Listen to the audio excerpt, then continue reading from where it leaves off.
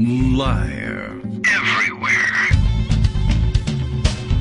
On netrootsradio.com.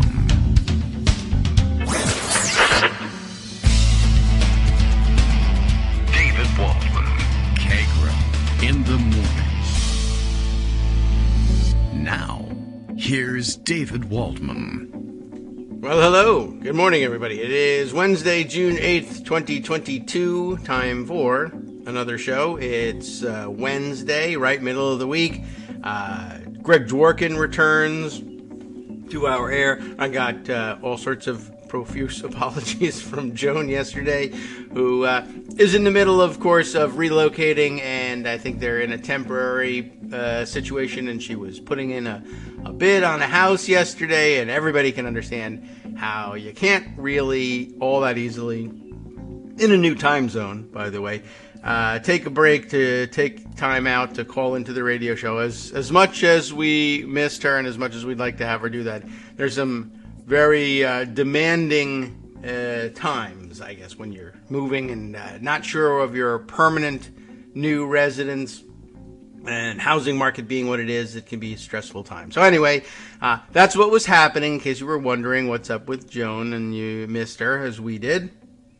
Nothing bad happening. In fact, good things happening, so we wish her luck in getting the housing situation all sorted out. It's a trouble for, well, millions across America. So just another day, I guess, in the housing market. The Kagro in the Morning radio show, though, is live now, and Bill tells me, here's what I'm going to do for the day. Kagro X reminds you, here it is. Oh, are we ready? I'm going to. I'm reminding you, i.e., I just found out, that today is World Ocean Day, when we celebrate Billy Ocean for writing the world's official international anthem, Caribbean Queen. That's right. Now we're all sharing the same dream. Look it up, skeptics. And what a day. Okay, I had no idea. Reminds me of when Ali G visited the United Nations and wanted to know why Michael Jordan got his own seat in the United Nations General Assembly. He thought it was rather overdoing it. And okay, you know, these are the things we think about in the morning. All right. Let's see. What do we want to get to today? Well, there's an awful lot, of course. Some very interesting world news, some very interesting local news, some very interesting hyper-local news. Mom has COVID. How about that one? I thought I'd disclose that one. I think I just violated HIPAA, though, by saying so. But at any rate, resting comfortably, but out on an excursion, on an extended trip to Sicily, and well, gee whiz, now she's got this, but okay, thankfully so far mild symptoms, fingers crossed that it'll stay that way, but maybe she's at home listening to the podcast, at home in her villa in Sicily, which by the standards of having to have COVID, if you've got to do it, I suppose you want to do it in a nice place with a swimming pool and a balcony that you can sit out on, and all friends and family around. Not all the family, not me, I'm not there, but there with a bunch of friends. They can visit balcony to balcony. Plenty of bedrooms, so everything is fine. Nobody else, hopefully, in any danger of picking this up.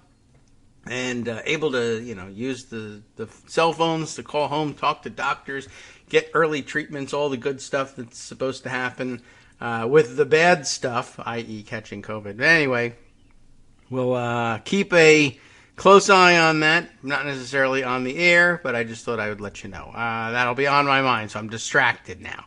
Okay, let's see. Other stories of interest besides my mom.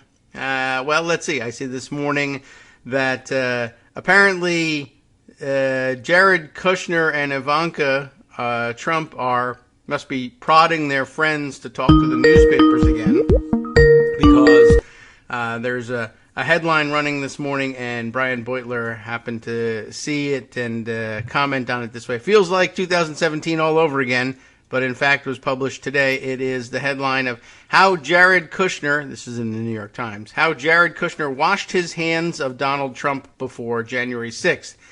The answer really, of course, would have to be ineffectually, or in a pool of blood, or by, as I said, bathing in a $2 billion Middle Eastern slush fund. There's no washing your hands of Donald Trump, for one thing. But the reason it jumped out at him is that once again, the article cites, says, no matter how vociferously Mr. Trump claimed otherwise, neither Mr. Kushner nor Ivanka Trump believed then or later that the election had been stolen, according to people close to them.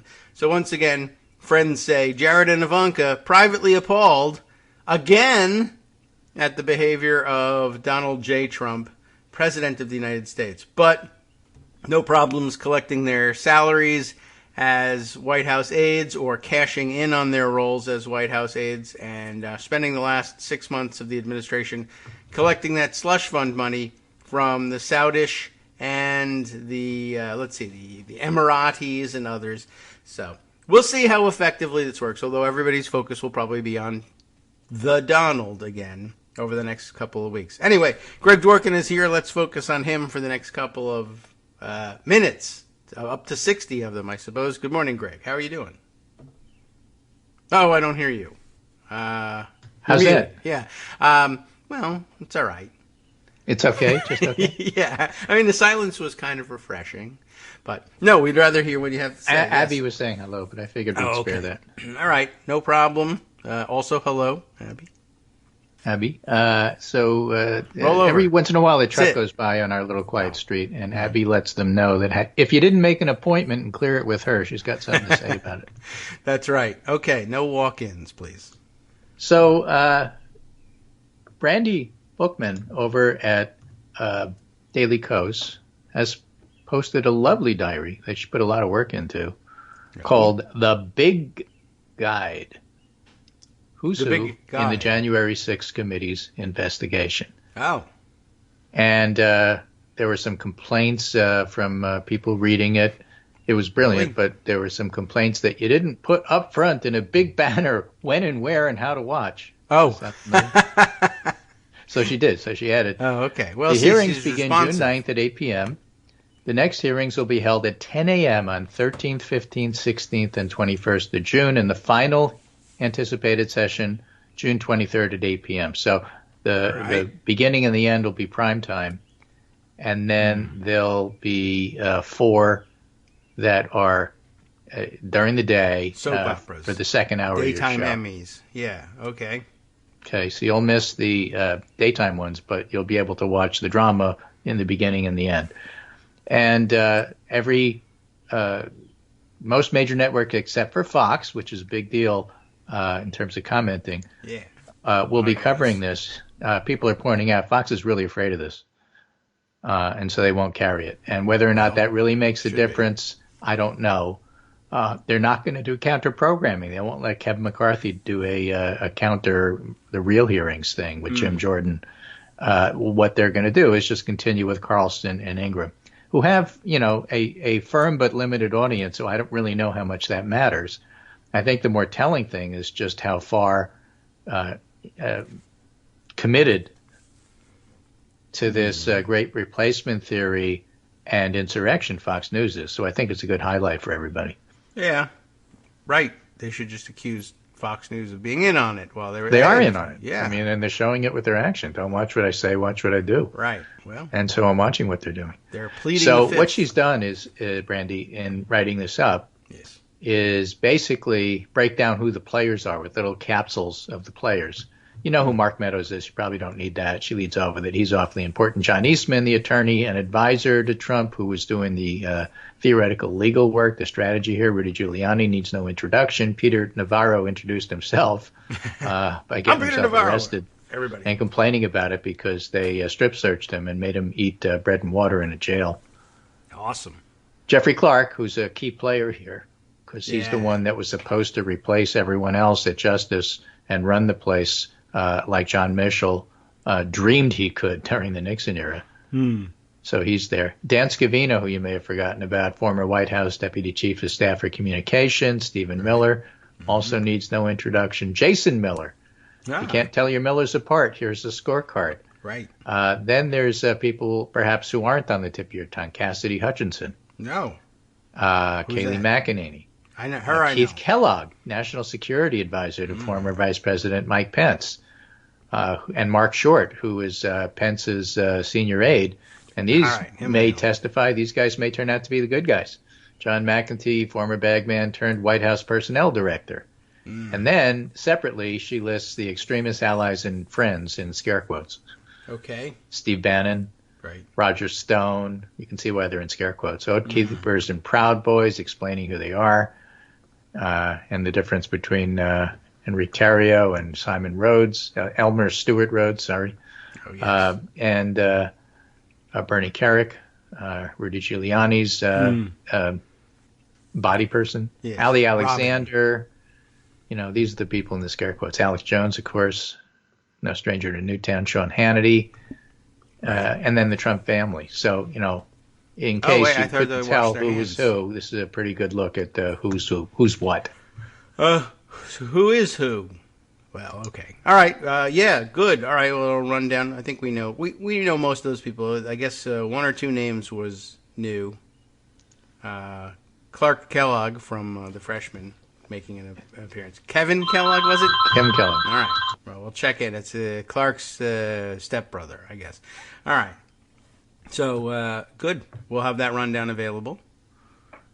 And it's useful to have. And so, you know, that's the background. And again, reminding people, today's Wednesday, so tomorrow night at 8 o'clock, any station except Fox. Not today, tomorrow.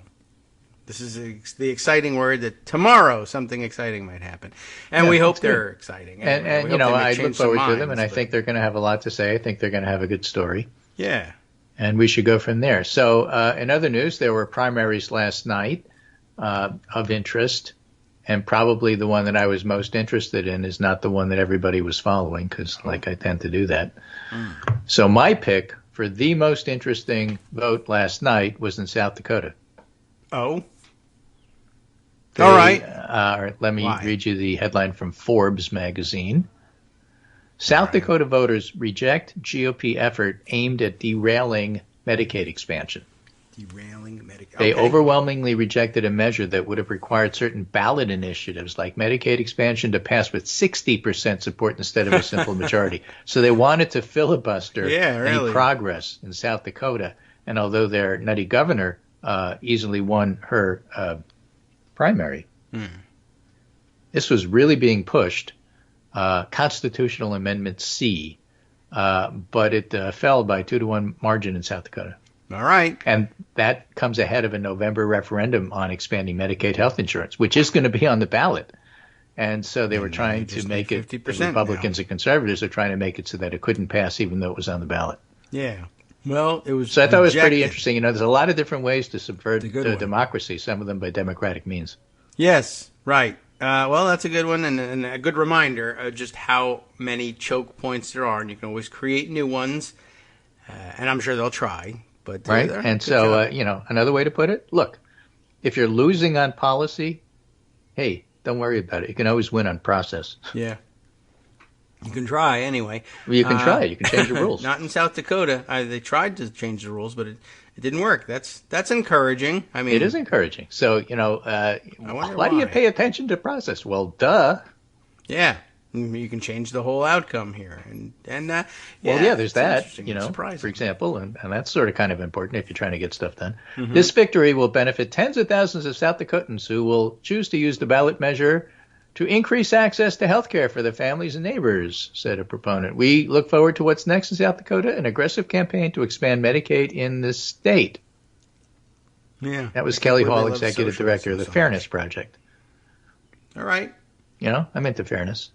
Sure. I'd even start a foundation. Right. If I had the chance. Yeah, you know, so just don't call it it's a republic, not a democracy foundation. Right.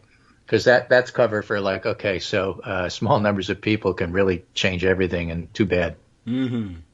Magazine, not clip society. Exactly. All right. The expansion of Medicaid benefits under the Affordable Care Act has come a long way since the U.S. Supreme Court in 2012 gave states a choice in the matter.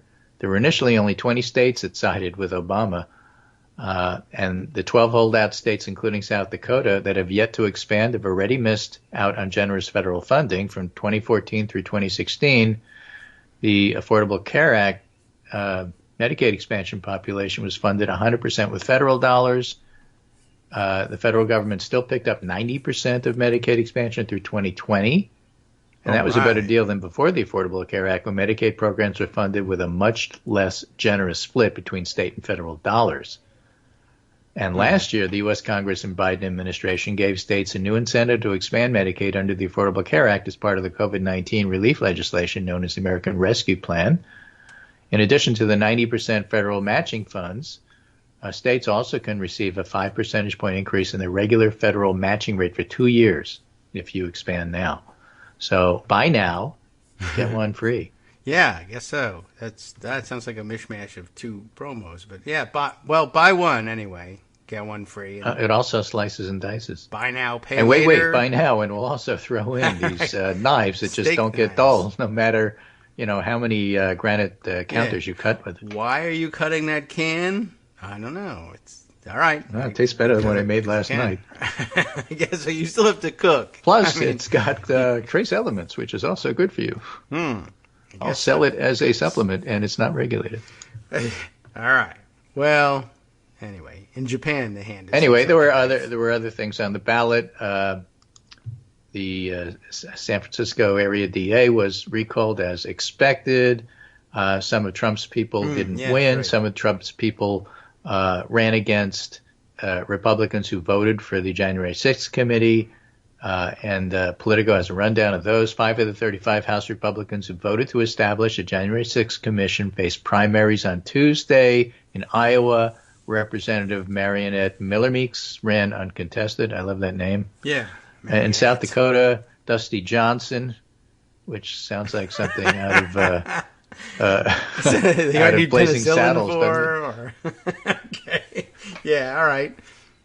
It's Howard Johnson and Dusty Johnson and everybody else. One flavor. In South Dakota, Dusty Johnson won with almost 59% of the vote. In New Jersey, Chris Smith won with 58% of the vote. In Mississippi, a 50% threshold state, Michael Guest was forced into a runoff. Uh-huh. In California, David Valadao, who also voted to impeach Trump, looks likely to advance to the general election. So hard to know what will happen there. He's an incumbent, probably favored. But it's California, so one never knows. And Ryan Zinke, who resigned as Trump's interior secretary amid scandals, of course, in Montana, that's, part of his resume. You'd think that would be disqualifying, but to a Republican, scandals are simply another thing to put on the CV. So he was hanging on to a 3-point lead with 41% of the vote counted this morning. Total fraud. I mean, right? Maybe, I don't know. Chesa Boudin lost in San Francisco 60-40. In LA, special election for mayor, Rick Caruso looks like is ahead of Karen Bass, so they'll fight it out in a runoff this fall. Caruso has nearly unlimited funds, says Politico, so the city might just get its version of Michael Bloomberg. Oh. And I don't know what any of that means. James Hohmann over at the Washington Post thinks it means Democrats are soft on crime, but I really don't know what any of it means. I have to say there's something wrong with the way Democrats and progressives have been selling reform at the DA level. Oh, have we been? That's part of it, I guess. I know that people have reform. Don't send people to jail for no reason. And the problem is opponents of that. It's a political problem. Get to run on, hey, that guy just stole your car, and then an hour later he's on the street stealing someone else's car. That's just wrong. You can't do that. And, that has to be addressed, and people vote that way, and I'm not making it up. Look what happened in San Francisco.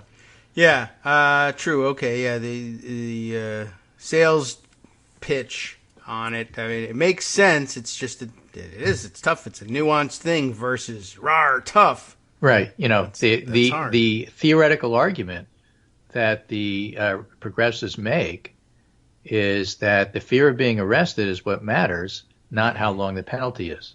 Yeah. Okay. But if the penalty is going to be, okay, you're out on the street in an hour, then there's no fear of arrest. Well, that's true, I guess. But that's the not what they're running on. And so that's what people use to try to sell their, my guy's tough on crime, yours isn't. And they win with it. And the problem is they win with it. Yes. And if you don't like what I'm saying, understand what I'm saying. The problem is they win with it. Right. All right. Well, nothing wrong with the theory. It's just there needs to be a better way of convincing people, one, that it's worthy, and two, that the dumb things that other people who are trying to defeat this theory say about the theory are dumb and shouldn't be listened to. Well, that's on a true. more, perhaps uplifting yes. way of thinking about the world, Jennifer Rubin has an interesting column. Could a new political party defang radical politicians? All right.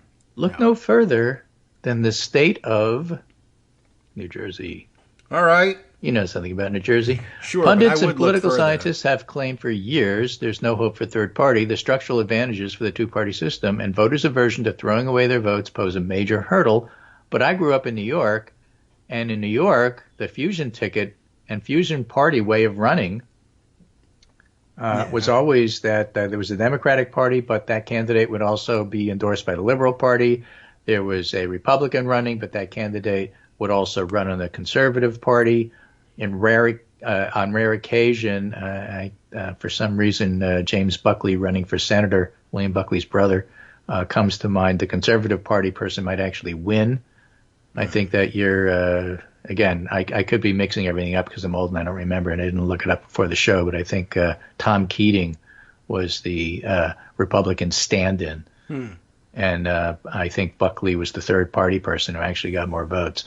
But Working Families Party now does that in several states, including Connecticut. So such candidates may also run on the Republican Party or Democratic Party line. These sorts of fusion parties, writes Jennifer, used to be common throughout the 19th century, but the entrenched parties set out to outlaw them to protect their political turf. And now, as Republicans leap into the abyss of the MAGA movement, such parties might once again serve a useful purpose. Test case? New Jersey's 7th Congressional District. Moderate Democrat Tom Malinowski is having some scandal issues about owning stocks and not reporting them, will likely face off against Tom Keene Jr., son of the former New Jersey governor, who used to be the representative of moderate Republicanism, but Tom Keene Jr. has gone all MAGA. And so Malinowski is going to be running against him on that basis, or as Jennifer Rubin puts it, like so many cynical careerists, think Elaine Stefanik, he preferred to jump on the MAGA bandwagon over the moderate politics that once made his father a revered figure in the state. Local coverage has ridiculed his pandering to the MAGA crowd, including his refusal to condemn the RNC description of the January 6th insurrection as legitimate political discourse. The Star-Ledger editorial board, for example, lambasted him for squandering his family's legacy. Yeah, it's true. So there's this thing called the Moderate Party. A news release for the party explains it has endorsed Malinowski as part of its efforts to combat growing political extremism. So it basically gives people a way to vote for Malinowski without voting for Democrats. That's the point. All right. It also noted it's prepared to push for major reforms to New Jersey's unconstitutional election law to allow him to appear on the ballot under both the Democratic and moderate party lines. You can do that in New York State. The release continues, the Moderate Party was recently formed by a group of New Jersey Republicans, Independents, and Democrats. Unlike most third parties, the Moderate Party will offer its support and validation that comes with it to the major party candidate who best reflects his values. So they're promising to not run some flaky guy you never heard of. Okay, for now. Yeah. They will later. Well, even in Connecticut, the party of one ran Joe Lieberman. I mean, it was somebody you knew. It wasn't somebody you never heard of. So it can be done. Sure. Anyway, Evan McMullen is running as a conservative independent in Wyoming. Allies of Liz Cheney have invited Democrats to cross over to support her. And there's no guarantee, of course, the moderate party will prevail or that its endorsement will help Malinowski. But for those looking for ways to give moderate Republicans and independents a safe harbor from MAGA radicals, this is one way to do it. And again, that's a preface to the idea that these January 6 hearings ought to be used by the Democratic Party as painting MAGA radicals as what they are. And when we read the list of who we're talking about, the Steve Bannons and Stephen Millers and Jason Millers and Bernie Kerik and people like that, there's there's plenty of reason to call them radicals. Peter Navarro, who's been arrested, you like I said that, Peter? You like being arrested, so I like saying it. These folks ought to be the face of the party. And so January 6th, tomorrow night, 8 p.m. on nearly every station except for Fox, is a good way to help to start painting them as what they are. Yeah. So how do you watch it again? How do you watch it? You turn on the 8 p.m. TV. Just don't have it on Fox. Yeah. Okay. Well, that's all the detail we need. All right. Well, interesting. Well, I think we should look further than New Jersey, but I get the rhetorical device. Look no further than. Well, but it's interesting because look a little further. Malinowski and Keene are pretty well-known politicians. Yes. And if this idea works with somebody like them, with the idea that this moderate party venture is trying to highlight people who are already known major party candidates and not fringe people like Ralph Nader, which gives third parties a bad name. Fringe people, yes. Then that's a good idea. Sure. And yell at David if you think that I'm sliming Ralph Nader. Oh, yes, please. Because I'm the one that is still not happy about what he did. Well, people are unhappy about it. I thought that thing about the unsafe but the point is, when you're unhappy with me, yell at David. It's his show. Yeah. All right. Well, I exist for this. I love to have the complaints come rolling in, and sometimes they do. So we'll wait and see. All right. Let's see. We'll take a 2-minute break and David complain about spells something his else. last name Nabarro. So just write him anytime if you have a complaint. Right. Nickname Peter. Anytime you want to let me know what's up, that's fine. Plus, I'll be arrested. Something. All right. 2-minute break. We'll come back with more. Tales from the abyss, I guess. That's a good way to put it. Sure. Hi, everybody. It's me, David. Let's change things up from the old fundraising pitch for just a minute and talk instead about how you can be a part of our show. If you've got a smartphone or any other electronic recording device, why not sit down and record a segment for us? Read us an important article and give us your take. Read one of your own original essays, or even just give us your commentary on something you'd like to share that's important to you. Then send the file to me at kagrox@gmail.com, and I'll try and work it into the show. Short segments, a few minutes in length, are easiest to fit in. And of course, I can't always guarantee that I'll be able to play everything, but if you've ever shouted at your radio or TV about something you wish was being covered, here's your chance to change that. Make the show your own. Send your submissions to me at kagrox@gmail.com.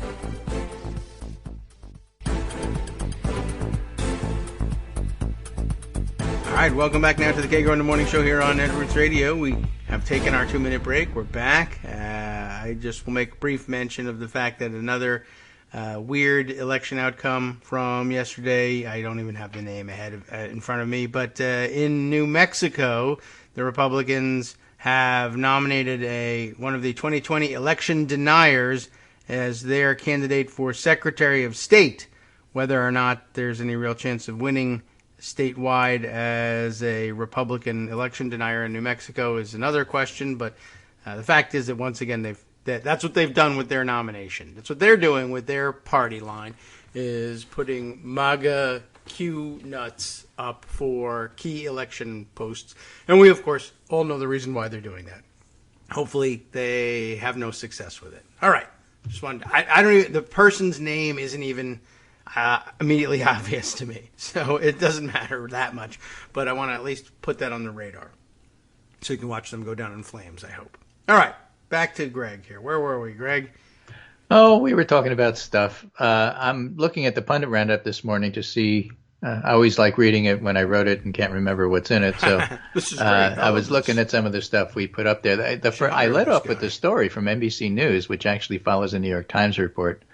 But NBC News doesn't have a paywall. Documentarian who filmed Proud Boys to testify at first January 6th committee hearing. His name is Nick Quested, and he was the one who captured extensive footage of the Proud Boys in the days around the Capitol riot. He was doing a documentary on them. And I think he even has film of the meeting that they had the day before in the parking garage. Oh, okay. That's where that came from. All right, yeah. Why the documentaries? I don't know, but keep them coming.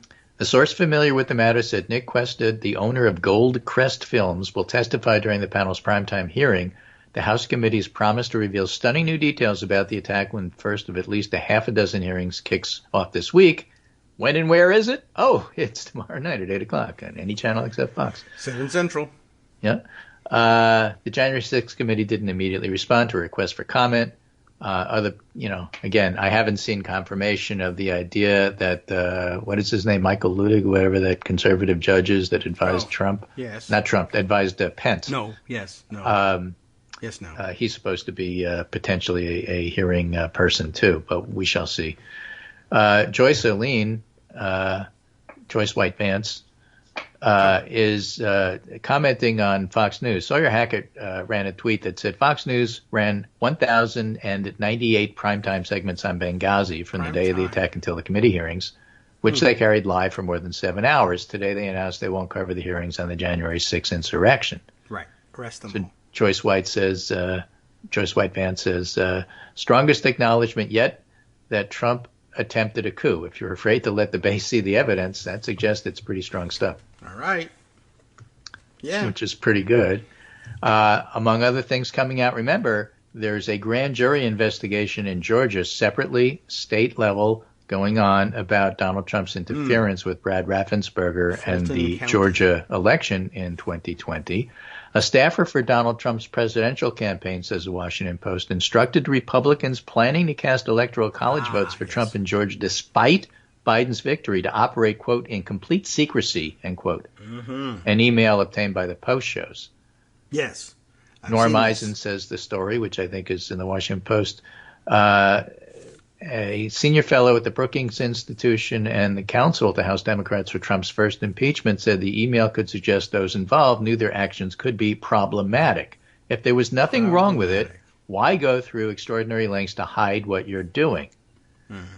So whenever you do these conspiracy trials, those of you who are watching from the sidelines who don't know anything about the law or legal theory do know some things. Don't get involved in a land war in Asia, for example. But the other thing that they also know is that it's very difficult to show what somebody thought. And so what you have to do is you have to infer by showing their actions. Yes. I can't prove that you knew that this was illegal, but I can show you tried to hide what you were doing. Right. And that's what's going on here, and that's why that's important. Aaron Blake discusses it today. I think there's a couple of mistakes made in there, and I would love to see them straightened out. Perhaps we can address those at some point. What did Blake do that was wrong? I love yelling at him. He buys into the Georgia electors' excuse about this secrecy. They say their story is, well, we invited a TV news crew to do a story, and then we gave a press statement afterwards, so that proves that we weren't trying to keep it a secret. Why would we call a TV news crew and then have a press conference announcing... Why would you film a documentary about an insurrection? The answer is, if you thought you won, it's really valuable. Right. It's that's news archives for the Fourth Reich, obviously. A documentary, The Triumph of the Will. Why things were filmed. Yeah, right. So, that's a great answer, actually. That wasn't even going to be my answer. Mine is more technocratic, but I think that's a pretty good one, too. Why would you film it? Because you people are egomaniacs and fascists, and that's what they do. But, what he was offering was evidence that, no, we weren't keeping it a secret. We called a TV news crew. And I just was pointing out, I think, yesterday when I talked about this a little bit, and this morning again on Twitter, reminding everybody that the secrecy was about the run-up to their fake electors meeting. Afterwards, of course they weren't going to keep it a secret. They were mailing a certificate of what they did to Congress. It's up to and including the meeting that had to be kept secret, and the TV news crew had no impact on that. It should be disregarded by the jury at any trial. Any evidence that the TV crew was there that's offered for the purpose of persuading you that they weren't interested in secrecy. They were interested in secrecy before the event and then publicity after the event. You can't issue a secret electoral college ballot and hope to get it counted by people who aren't you without telling people that you did it. That's obviously part of the plan, and the TV news crew is a red herring. You should disregard it. That's my big bull. So Brendan Keefe is the chief investigator for 11 Alive NBC Atlanta. That's what it's called, 11 Alive. Yeah, we used to have one in New York. Okay. So Brendan Keefe on December 14th, 2020, tweeted, "Here's Georgia's alternate slate of electors who voted for Donald Trump. This is not official and has no bearing on the Electoral College. Their names are not on the official slate to which Kemp affixed the state seal. They're saying this is an insurance policy," December 14, 2020. Yes. So why is that relevant? Because yesterday he tweeted, do you remember that tweet? The email the day before my tweet told GOP electors to keep the whole thing secret, even from Georgia's Capitol Police. Mm-hmm. Now, if you're telling me that there's some good reason why it should be secret, but you wouldn't tell the Capitol Police what you're doing, in fact, you lied to them about why you were there, sorry. Right. And that's because the Capitol Police would have said, no, you guys aren't electors. We're not going to let you in. Yeah. Today's access is for electors only. Right, exactly. So, no, it's you didn't have a good reason for doing it. And in fact, you knew you didn't have a good reason for doing it. And you knew what you were doing was wrong. And so you lied about it. You lied about it to everybody. You even lied about it to the Capitol Police at the time, contemporaneously. And you're lying about it now. Pretty much, I know they attempted, and they built a half of an excuse. And then there were two other states where they built it right into their document, where they said, we're positioning ourselves as alternatives in case the legitimate ones are thrown out by a court or something similar. And those people are probably among the safer ones, the ones who just said, no, we're the electors, and of course plotted it in secrecy, I think have a lot more splaining to do. And, there's no excuse, obviously. So, bread and water with Navarro, as far as I'm concerned. Right. Pretty All much. Right. Well, good.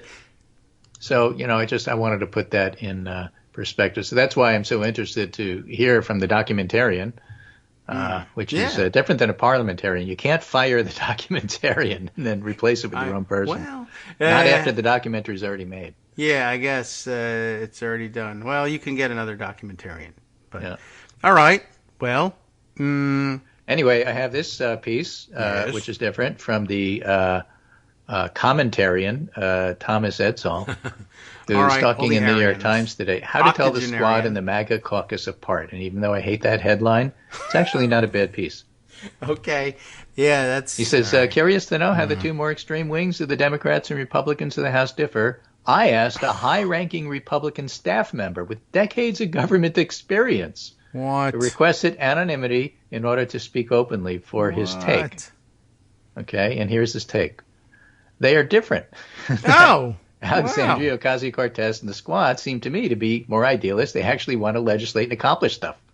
They're willing to cause Pelosi headaches, but they've shown they're not going to go so far as to jeopardize the government operations and safety net that families depend on from a working government. On the other hand, the staff member said, I hate to use a loaded word here, but I can't think of another one. The MAGA caucus members operate more like bullies. He's talking about Marjorie Taylor Greene. Legislative bullies. If they have the opportunity, they'll gladly hold Bill's government funding hostage for the sake of populism and social media. They would take pride in shooting the hostage, as that would be very popular with their tribal base and their social media. So, they're quite different, and they're nothing like each other. And so, on the other hand, both sides, no, not both sides. Yes. One side. Headline, they really overly compacted that. I mean, the headline should have been, of course, are there similarities? No. What do you... Well, they're both in Congress. Yeah, right. So, I guess that's basically it. The similarity ends there. And they both often give their leaders headaches. How to tell them apart. But one is because actually Nancy Pelosi is trying to pass things. Mm-hmm. And the other is Kevin McCarthy is trying to avoid talking about things. All right. So their headaches are quite different. Yes. As famously put, in that famous picture that I famously use all the time in my pundit roundup with Liz Cheney speaking, and in the background, fuzzed out because it's the picture is trying to get Cheney in focus. But over her left shoulder is Kevin McCarthy holding his head, obviously having a headache about whatever Liz Cheney's saying. All right. Yeah, well, lousy headline, and all the potential in the world for it to have gone awry with Tom Edsall. But, okay, he held it together. Yep. This one's from Dana Milbank. White supremacist attacks stir GOP fears for safety of white people. He's talking about the hearings that happened in the Senate. Garnell Whitfield was testifying about his 86-year-old mother, Ruth, shot dead last month along with 9 other black people in a Buffalo, New York supermarket, allegedly by a white supremacist motivated by the racist Great Replacement conspiracy theory. Yes. And Whitfield said to the committee, Senate Judiciary Committee Tuesday, "What are you doing? Is there nothing you personally are willing to do to stop the cancer of white supremacy and domestic terrorism it inspires? My mother's life mattered. Your actions here today will tell us how it matters to you." And the answer from Ted Cruz, the Brooklyn subway shooter was a known black supremacist. Waukesha attacker was a viciously left-wing black nationalist bigot. A black nationalist gunned down 5 police officers in Dallas. And then Cruz went on a rant about the violence of the Antifa riots and the Black Lives Matter riots. Cities burned to the ground. And so their illustration served to build a case that the focus on white supremacy is, quote, diminishing violence against others, as Cruz put it, including violence directed at white people, all lives matter stuff. Right. And then Milbank goes to point out none of that's true. But the Republicans are using these arguments, just so you know what those arguments are. Repeatedly, Whitfield asked the lawmakers what they would do about his mother's death, and Republicans, in the refusal to acknowledge the unique harm being done by Tucker Carlson, party leaders, and white supremacists, gave their answer, nothing. Well, yeah. So we'll see. We'll see what happens. We'll see what comes out of. There's still encouraging noises coming out of the possibility of some sort of deal with Cornyn and Chris Murphy, the 2 main negotiators on the Republican and Democratic side in terms of the Senate. It may be things like, we want to raise the age at which you can buy long guns to 21. Cornyn may go for waiting period, which itself would have helped. Well, how about a 2-year waiting period for 18-year-olds? Yeah, between 18 and 21. Yeah, right. If you're 18, no impulse buying. 3-year waiting period. Yeah, I think it should be a 10-year waiting period. Well, yeah. Why it should not? Be a higher age. If but they want to get to a number, right? I don't want to change the age. It just says waiting period. It doesn't say how long. That's right. We'll make it how long. I don't want to change the age. At federal level, it says waiting period. At state level, we'll say you got to wait 3 years. Okay. And then solves the problem. Right? Solves the problem. 10, 15 years. But there's still encouraging noises coming out of that, for example. Red flag laws and trying to work out the issues. The idea of complete ban on weapons of war, I mean, that's not happening. We understand that. And stupidly, some of the headlines, well, they may get these 7 reforms that may do a lot of good, but they're not banning every... Well, who freaking cares? At this particular point in time, you're trying to get something through that passes. And contrasting that with, the golden, holy grail of doing this, that, or everything else is just stupid. It's not only stupid, it's trying to frame the issue as whatever they do, they're bound to fail because they didn't do this unachievable thing, which is basically how they cover the Democratic Party in general. But it's interesting to see them use those techniques to try to frame what's going on in what's actually a very active discussion with a lot of pressure on the Republican side from people like Beto O'Rourke and Matthew McConaughey, who's from Uvalde, who is he? made some pretty poignant statements. I guess when his segment from the White House about why it's important to do stuff was finished, somebody from I think it was OANN piped up and said, "So aren't you just grandstanding here?" Okay. And Peter Doocy asked a similar question about Biden's speech from his press secretary. And, the answer is obviously, a lot of people are dead here. And so, no, this isn't grandstanding. Next question. Yeah. I mean, it's a national issue and you ask the president about it.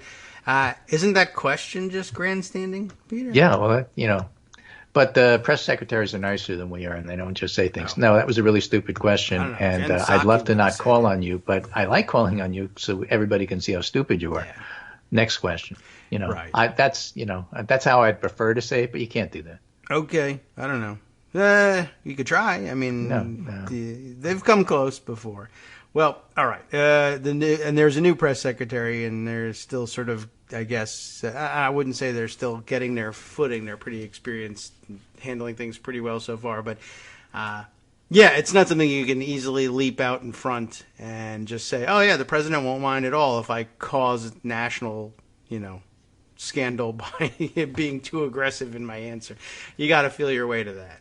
So, right. Okay. Well, if what you're looking for is the president cares too much, I guess we could go with that. Yeah. Because if he didn't say anything, then you'd be here asking, well, why doesn't the president care? It's been 5 hours since he mentioned it. Yeah, I know. Okay. Right. It's been 5 hours since he gave a press conference on it. Why doesn't he give more press conferences?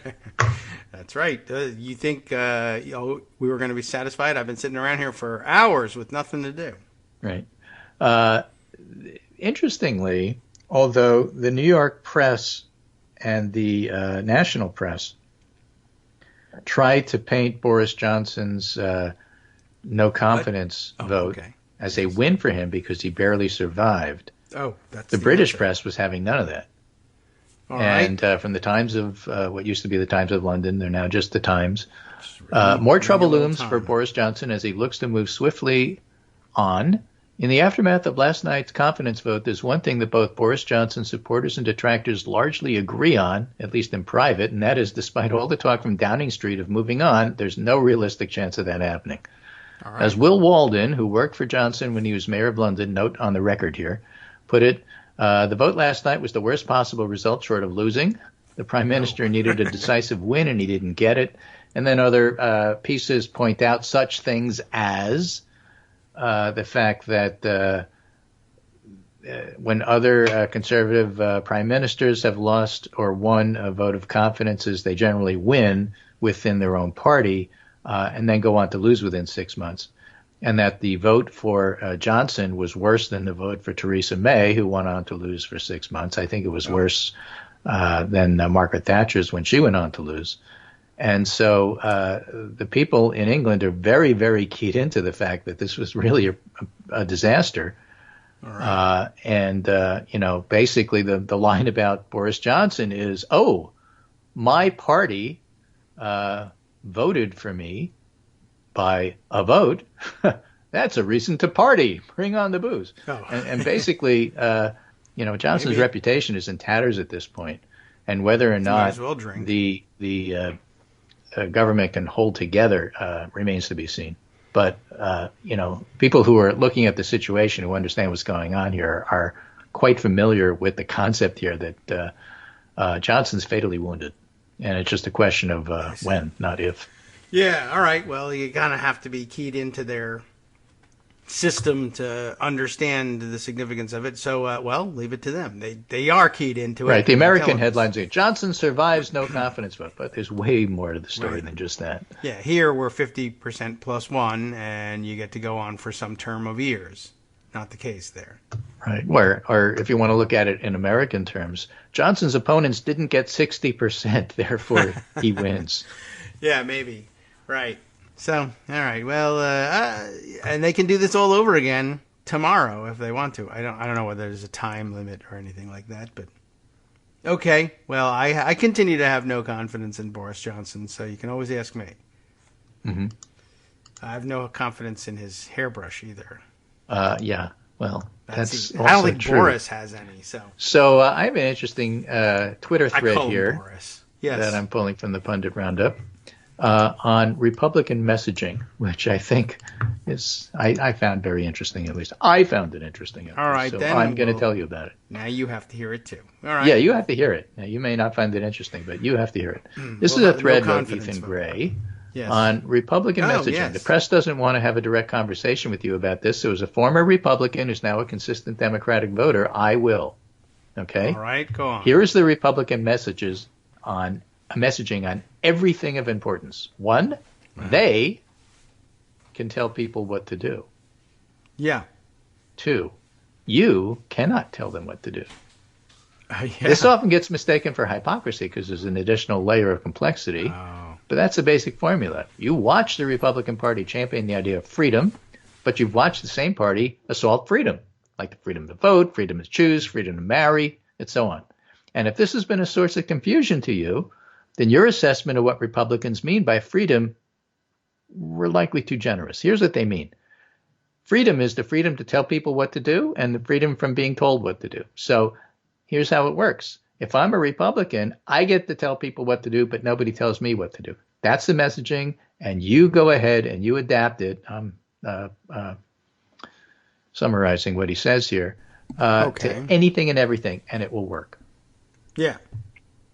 Well, right? I think you can't tell me what to do. You right. can't tell me I can't buy guns. But I can buy guns anytime I want to, and I can stop you from buying them. And that's why that's what's important to them. The way to stop a guy with a gun is to arm everybody except cashiers in Buffalo is the message. Yeah. It's gimmitarianism rediscovered. Pretty much. And of course, the Republican playbook, which instructs you that, yes, you will be accused of hypocrisy. Don't worry about that. Just keep doing what you're doing, and if you win, you'll be right, and then you can get over the accusations of hypocrisy by having won. All right. Now, my last piece, yes. just again to remind folks of how and why the January 6th committee and the Democrats should really highlight how nutty MAGA people are. Ron Filipowski tweets, after careful deliberation and objective analysis of the Georgia Republican primary, Mike Lindell says he's preliminary evidence, he's seen it, that Brian Kemp, who got 73% of the vote, yes. stole the governor's election from Candace Taylor, who got 3%. It was close. You had mentioned Candace Taylor. She wasn't even on my radar. I didn't know who she was. But during the primary, when we were looking at David Perdue sinking like a stone, you mentioned Candace Taylor, too. Well, she got 3%. That was a good call for me. she was running on the platform of Jesus, guns, and babies. Yeah, exactly. Or as Wolf Blitzer might say, 73-3, a statistical dead heat. Right. He stole 70% of the vote. Saying it. It's Wolf Blitzer saying it. Right. Well, yeah, but he was saying about something that was sure 51 to 49. She continues to fight on. She feels it has been stolen from her. I don't know. She said something yesterday. I'm not certain why she said it, but she tweeted out something like, if you don't work, you don't eat. I'm not really sure what she was talking about, but that, conservative, hardcore, anti-welfare message for some reason. I don't know why. She's not running for governor anymore. But yeah, two of her tweets in the last 14 hours. One says, when we are done, they'll never cheat again. Wait for it. Grr. And then she says, and this is an hour ago, let's make it impossible for them to ever cheat again. Okay. Well, if you don't run, we won't have to cheat against you. How about that? Yeah. Well, we're not doing it, but we promise not to next time either. I don't know. But anyway, I don't know what she was talking about with if you don't work, you don't eat. But one thing about that lesson is, yes, but the work that you do should be something that more than 3% of the country wants you to do. You can't just do a dumb thing and say, I get to eat now. You need to get a job too, Candace. Right. So this just reminds me, Alexandria Ocasio-Cortez is running for re-election. Yes, good. And her opponent, one of her opponents. How do you tell her apart from Hitler? Oh, I'll write a column about it. Okay. Yeah. Is a woman who's a complete nut job named Tina Forte. Okay. And she's running in 2022 to claim AOC's seat in Congress. Sure, why not? Go for it. And this is from a San Diego news station. But one of the things, her commercials or her tweets or her Instagram account, I don't know exactly what it's from, is essentially her riding in her car, like Jerry Seinfeld, ranting at stuff. I saw that one, and I tweeted that There's around, multiple too. ones. I mean, she does that all the time. And well, it's like, I guess I should say. Stop talking and pay attention to what's on the road. That's what people were answering. And they're saying, what is it with videos in cars? Everybody is doing videos in cars now. But they said, is she because Jerry driving? Seinfeld made it popular. Is that what it is? Because, I mean, I know there's comedians getting coffee thing. Yeah. Now all the politicians are doing their videos in cars. They spend a lot of time in cars too, but usually it's because they're being driven around. How can you afford it? Everybody knows gas is $147 a gallon. That's true. It's a good question. Very expensive. You're driving what looks to be a tank. And it's usually they're being driven around, so it's not as much of a problem. But she's driving. She's behind the wheel and all that. Yeah, I know. And people are like, where is she going? I said, she's on her way to a crash, obviously. It's a little crazy. And her video itself is really something, too, because she's driving to Long Island. Everybody knows she's that. Screaming obscenities. And I said, I saw the one that got circulated. Again, screaming obscenities and the heavy accent. And I was like, okay, Snooki, was what I said to her. But, she's really... What can you do? You got to be colorful in order to get any attention in a race against AOC. But she's doomed, and I guess she just figures I might as well have fun and scream obscenities at the camera while I'm driving. And I don't know. We'll see if she survives all the way to November. I mean, literally, you could drive into a pothole and die. So. I don't know, but honestly, she should get a driver is what she should use her campaign funds for, because this is crazy. Yeah, pretty much. Anyway, thanks for giving us her name. Here I am with an hour's worth of discussion over a half hour's worth of material. Yeah. And somehow we did that again. That's what people love. Yeah, I suppose. And I'll be back tomorrow, and, maybe more commentary on maybe we'll have more information about what's coming with... the hearings, which of tomorrow morning will be tomorrow night at 8 p.m., Honestly. 7 Central Time. And maybe we'll know more about who won in California, although that may take a few more years because, it's California. Well, it's very large. They have to count a lot of votes there. All right. Dr. Oz is declared the winner in Pennsylvania at last, even though he isn't registered to vote in Pennsylvania. But and votes in Turkey. I want to see some Oz Fetterman polling. Yeah, that should be pretty cool. And it sounds like a Muppet production, an Oz Fetterman production. All right, thanks, Greg. We'll catch up with you again tomorrow in advance of those hearings.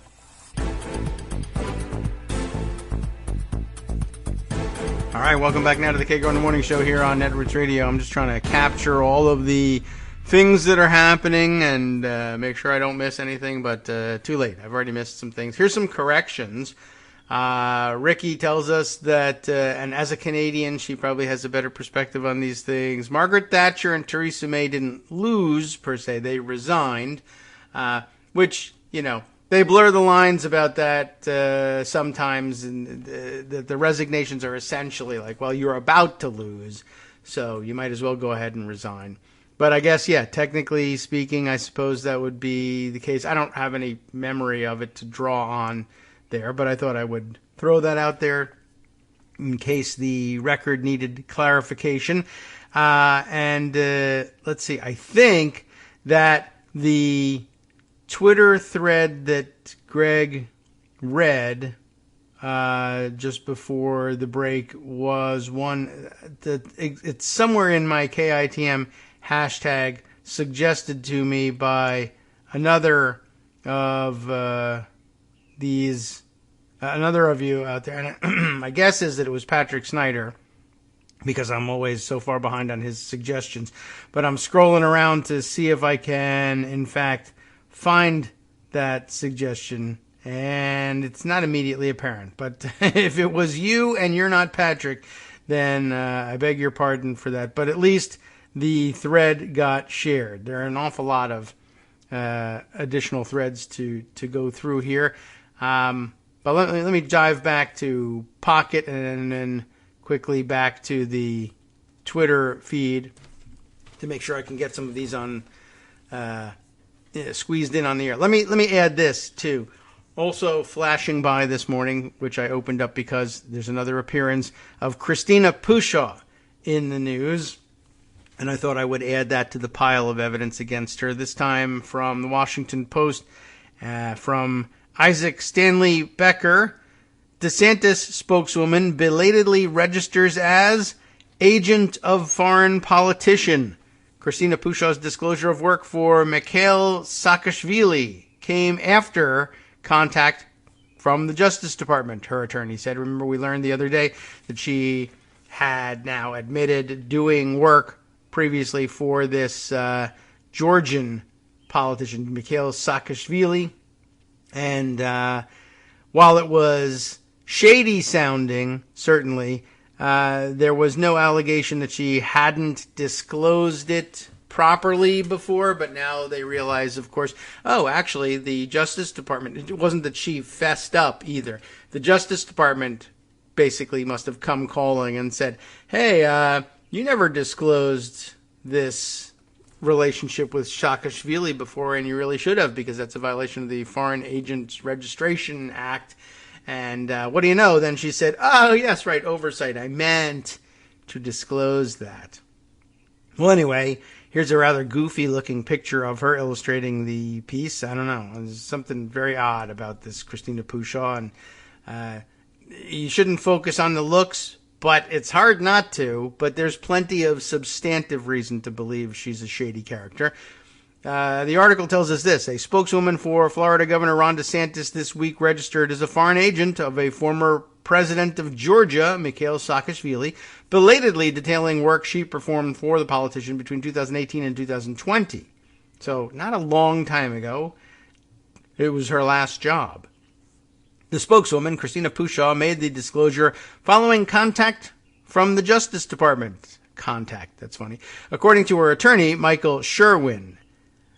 She began her work in 2018 as a volunteer in the post-Soviet country, Sherwin said, and was ultimately paid $25,000 over the course of 2 years. Her efforts included writing op-eds, reaching out to supporters and officials, and advocating on his behalf in Georgia and in the United States, Sherwin said. The work ended in 2020. Pushaw was notified recently by DOJ that her work on behalf of Saakashvili likely required FARA registration. Pushaw filed for the registration retroactively as soon as she was made aware. Although, come on, look up the regulations of the job you're in. The Justice Department did not respond to a request for comment. The episode reflects standard enforcement practices under the Foreign Agents Registration Act, or FARA, said Joshua Ian Rosenstein, an expert on the 1938 law at D.C.-based Sandler, Rife, Lamb, Rosenstein, and Birkenstock. That's too long. They got to shorten the name. It's a long partnership. And I guess he's the partner. He's Rosenstein right in there. And Birkenstock. They all wear Birkenstock sandals. A letter of inquiry may prompt a voluntary registration, he said, to short-circuit a more formal determination of a failure to comply. In other words, she broke the law and they're saying, fix it and we'll let it slide, as opposed to threatening to prosecute her, which is fine. Enforcement can take place years after the activity in question if authorities receive a complaint or simply act on a public news item, he said. Though the methods are standard, Rosenstein added, there is an increased willingness to use them. So basically, they read the newspaper in which this profile was done. She worked for Mikhail Saakashvili for 2 years and da-da-da-da-da. And then they said, geez, I wonder if she's registered. Look at that, she's not registered. All right, well, we'll call her and tell her you got to get registered, and you can register after the fact. We'll let it slide. Last month, the Justice Department sued Steve Wynn, a developer and Republican mega donor, seeking to compel him to register as an agent of China. Days before that, a Washington lobbying firm said a probe into its work for Burisma Holdings concluded when it submitted a new filing retroactively detailing its activities on behalf of the Ukrainian oil and natural gas company, which once counted Hunter Biden as a board member. That's why it's an exciting development, I guess. Not for us, who are over this already, but for others who are sure there's a conspiracy there, huzzah for you.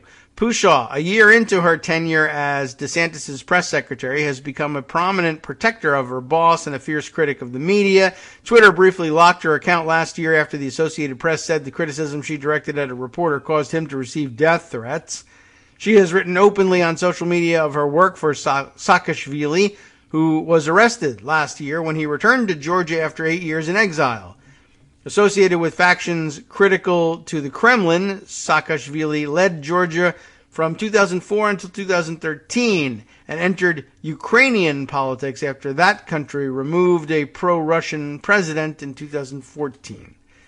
A court in Georgia, now controlled by Saakashvili's political opponents, convicted him in absentia in 2018. He faced arrest 3 years later when he made a theatrical return to his country, posting a copy of his plane ticket on social media. That sounds like a bad idea. According to Pushaw's LinkedIn profile, she joined the governor's office in May of 2021 after her time as director of a nonprofit focused on empowering youth through education and professional development opportunities. Sure, whatever. Based in Tbilisi.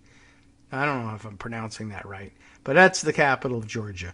She also lists experience as a campaign strategist for a Georgian opposition party, and on other social media has identified that party as the United National Movement, which Saakashvili once chaired. Pushaw's work for Saakashvili involved going toe-to-toe in 2018 with W. Samuel Patton, a political consultant who had just pleaded guilty to not registering as an agent of a Ukrainian political party. So she debated a guy that had gotten in trouble for not registering as a foreign agent. And then guess what? She got in trouble for not registering as a foreign agent. Wow, she's smart. As a part of his plea deal, Patton agreed to assist Special Counsel Robert Mueller in his investigation of foreign influence in the 2016 election. In communications reproduced at the time by George Washington University law professor Jonathan Turley, who's really kind of dumb, and I don't know if I would trust what he has done here.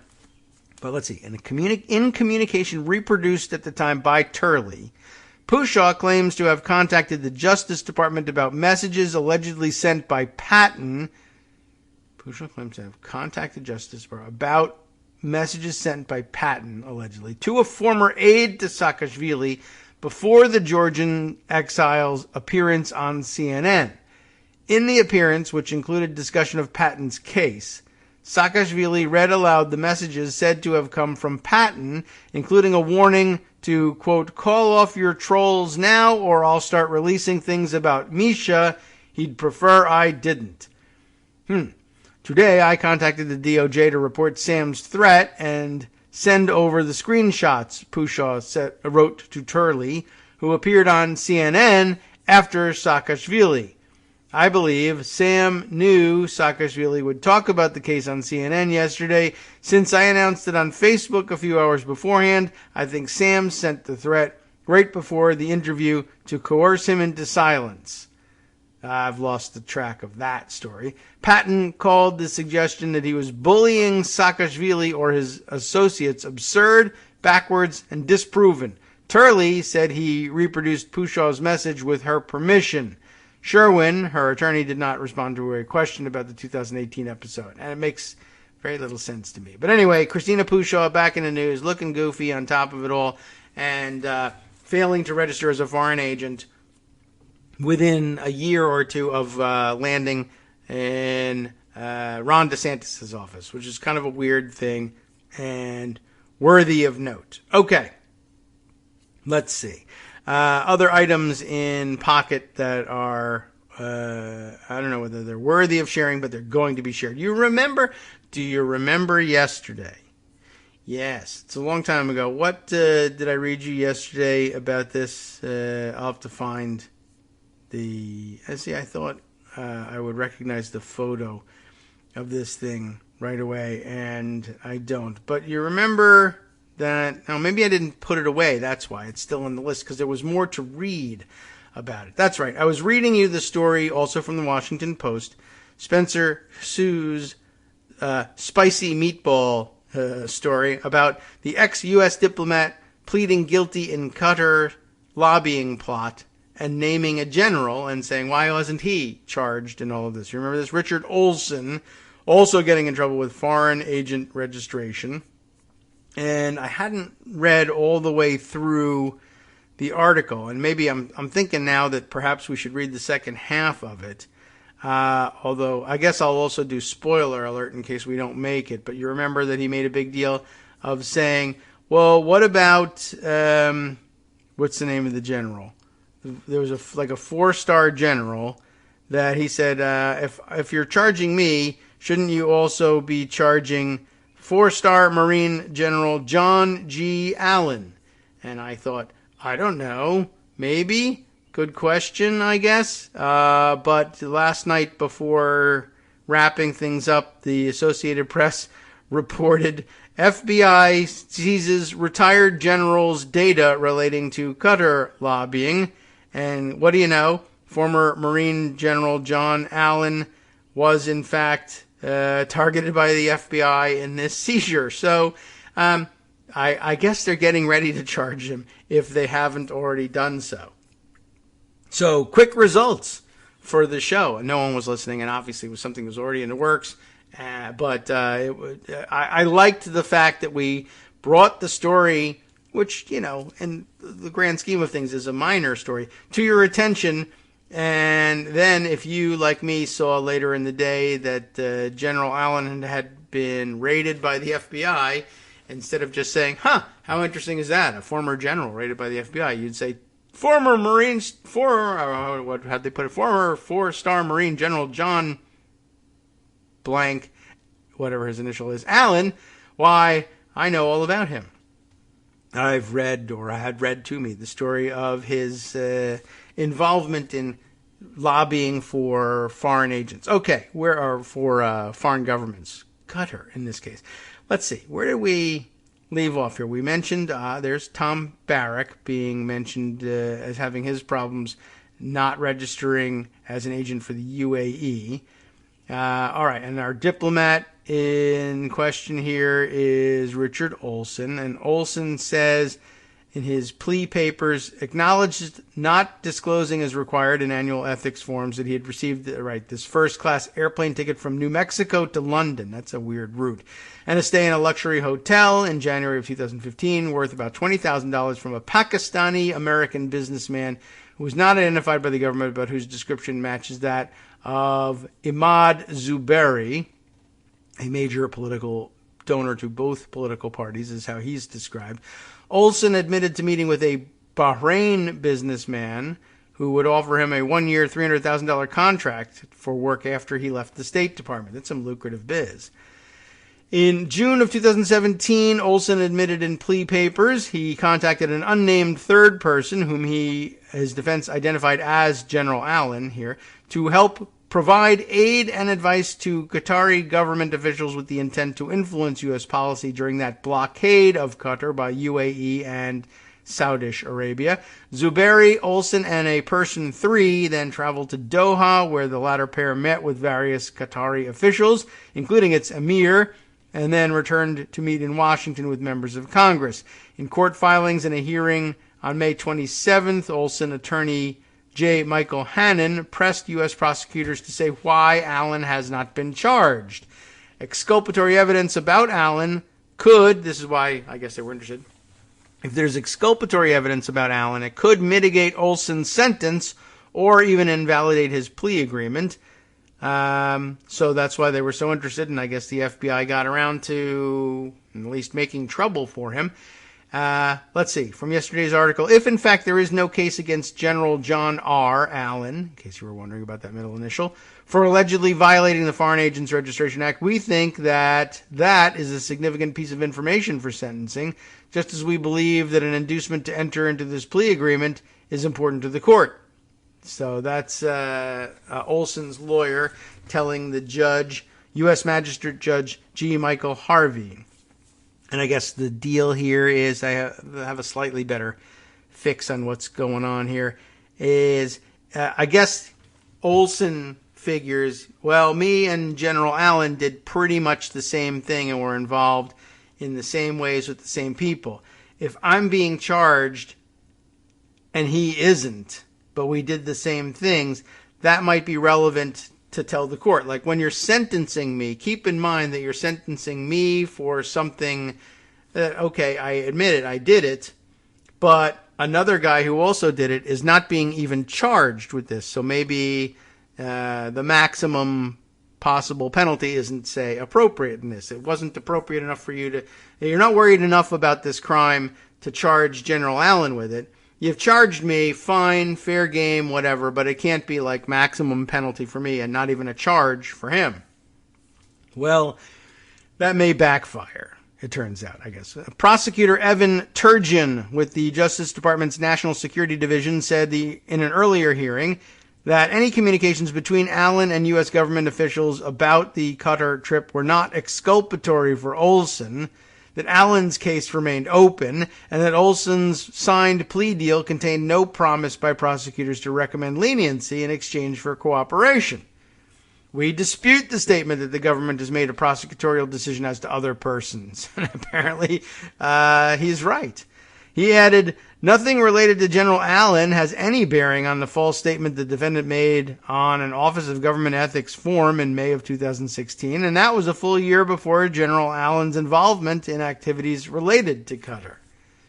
Bo Phillips, a spokesman for Allen, declined to comment on the status of his investigation, but said in an emailed statement on Friday, John Allen voluntarily cooperated with the government's investigation into this matter. His only efforts with regard to Qatar in 2017 were to protect the interests of the United States and the military personnel stationed in Qatar. John Allen received no fee for his efforts.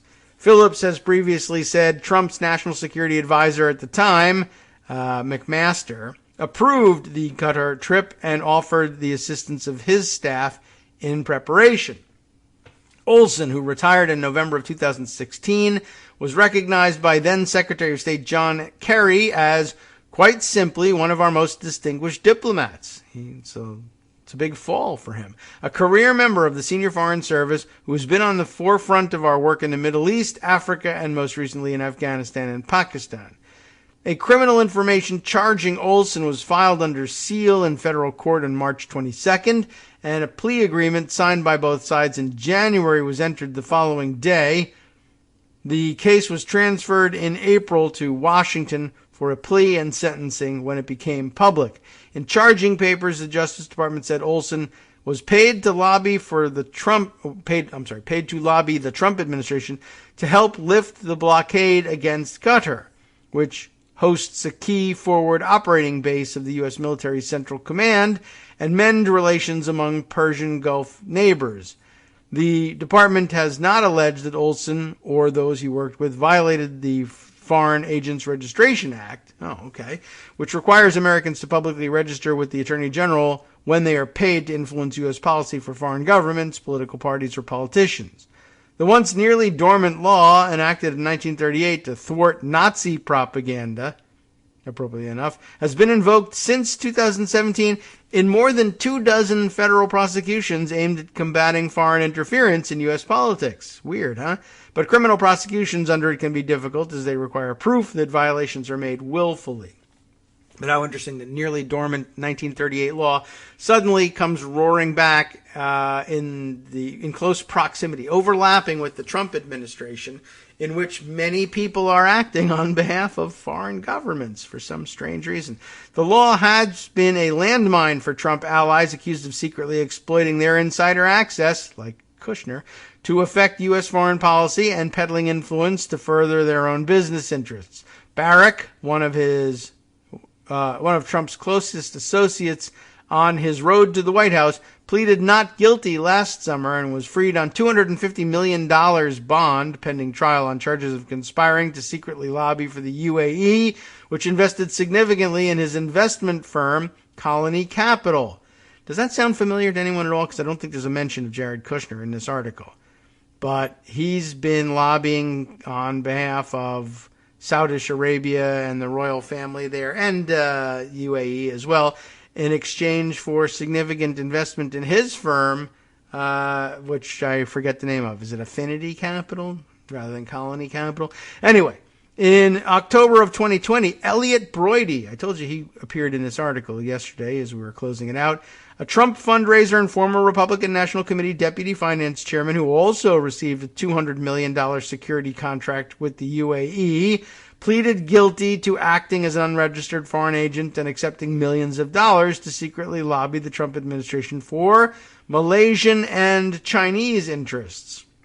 Interesting. Paid by the UAE, lobbying for Malaysia and China. I'm not sure how that works. We'll see whether he actually, Well, he pleaded guilty to it, so that should be enough. And then last month, as they said earlier, the Justice Department sued hotel and casino magnate Steve Wynn to compel the Republican megadonor and RNC finance chair, along with Brody, to register as an agent of China. The department argued that Wynn, former chief executive of Wynn Resorts, leveraged his relationship with Trump and members of his administration to advance Beijing's interests in 2017. Wynn's attorneys have said he never acted as an agent to the Chinese government and had no obligation to register under the law. Prosecutors alleged Barak engaged in a 2-year effort from April 2016 to April 2018 to advance the UAE's interest through Trump's campaign and his presidency, trading in on his friendships and access to the president to influence his campaigns, U.S. government officials, and the media without disclosing his true allegiances. Zuberi has appealed his sentence, a prolific donor whose major gifts to Trump, Hillary Clinton, Barack Obama, Joe Biden, and members of Congress of both parties gave him elite political status. Zuberi has claimed he was a longtime U.S. intelligence source for the U.S. government, a factor his attorneys say may offset his criminal charges, the Wall Street Journal has reported. Prosecutors called the scope of Zuberi's scheme unprecedented, in which he solicited foreign nationals and governments to hire him to lobby U.S. officials, arranged illegal campaign contributions, and cheated on his taxes. To boot. Wow. Zuberi lobbied for the Bahraini citizen as well as Sri Lanka. Well, the Sri Lanka is what it says for some reason. Turkey and a Ukrainian oligarch close to Russian President Vladimir Putin, prosecutors said. So a real rogues gallery he's put together for his clientele. So now, the follow-up from the Associated Press. Let's grab that one. Alan Suderman and Jim Mustian reporting that the FBI has seized the retired general's data related to Qatar lobbying. Let's take a look. The FBI has seized the electronic data of a retired 4-star general who authorities say made false statements and withheld incriminating documents about his role in an illegal foreign lobbying campaign on behalf of the wealthy Persian Gulf nation of Qatar. New federal court filings obtained Tuesday outlined a potential criminal case against former Marine General John R. Allen, who led U.S. and NATO forces in Afghanistan before being tapped in 2017 to lead the influential Brookings Institution think tank. It's part of an expanding investigation that has ensnared Richard G. Olson, former ambassador to the United Arab Emirates and Pakistan, who pleaded guilty to federal charges last week, and Imad Zuberi, a prolific political donor, scandal donor for some reason I wanted to say, but that's true too, now serving a 12-year prison sentence on corruption charges. Several members of Congress have been interviewed as part of the investigation. The court filings detail Allen's behind-the-scenes efforts to help Qatar influence U.S. policy in 2017 when a diplomatic crisis erupted between the gas-rich Persian Gulf monarchy and its neighbors. There is substantial evidence that these FARA violations were willful, FBI agent Babak Adib wrote in a search warrant application referring to the Foreign Agents Registration Act. Allen, who also misrepresented his role in the lobbying campaign to U.S. officials, Adib wrote, and failed to disclose that he was simultaneously pursuing multi-million-dollar business deals with the government of Qatar. The FBI says Allen gave a false version of events about his work for Qatar during a 2020 interview with law enforcement officials and failed to produce relevant email messages in response to an earlier grand jury subpoena. The 77-page search warrant, imagine that, right? They show up at the door. We need to take a look around. You got a search warrant? Yeah, here. Show it to me. And you think you're going to get one page stuck in your face. 77-page document. Mind if I read this before you come in? Excuse us, we're going in. 77-page search warrant application appears to have been filed in error, and was removed from the docket Tuesday after the Associated Press reached out to federal authorities about its contents. Wow. Is that a new development? Interesting. So then Does that mean they didn't seize his data or what? Allen declined to comment on the new filings. He has previously denied ever working as a Qatari agent and said his efforts in Qatar in 2017 were motivated to prevent a war from breaking out in the Gulf that would put the U.S. troops at risk. I can well believe that. Allen spokesperson Bo Phillips told AP last week Allen voluntarily cooperated with the government's investigation into this matter. Allen, who was a senior fellow at the Brookings Institution prior to becoming president, used his official email account at the think tank for some of his Qatar-related communications, the affidavit says. Brookings did not immediately respond to a request for comment. Qatar has long been one of the Brookings' biggest financial backers, though the institution says it has recently stopped taking Qatari funding. Olson was working with Zuberi on another matter involving Qatar in mid-2017 when Saudi Arabia and the UAE and other Gulf countries announced that blockade. Shortly after it was announced, President Trump appeared to side against Qatar. Hi, it's me, David Waldman, the same guy who was just talking to you a second ago. Our Patreon subscription drive is still going strong, with over 175 monthly donors who help keep us on the air. If we've helped keep you going during the pandemic, why not return the favor and help us keep going so we can all be together for the next disaster? Patreon.com, Patreon.com, makes it easy to make secure, recurring monthly contributions to support our show. Patreon.com/KagroX gets you straight to our donation page. Maybe you'd like to thank us for keeping you sane during the Trump era. Maybe you're looking forward to in-depth explanations of what's going on in the Biden administration. Whatever it is that keeps you listening, we need your help to keep bringing it to you. And hey, if you happen to prefer using PayPal or even the Square Cash app, we're up and running with those options too. Thanks again, everyone, for all your support. We literally could not do this without you.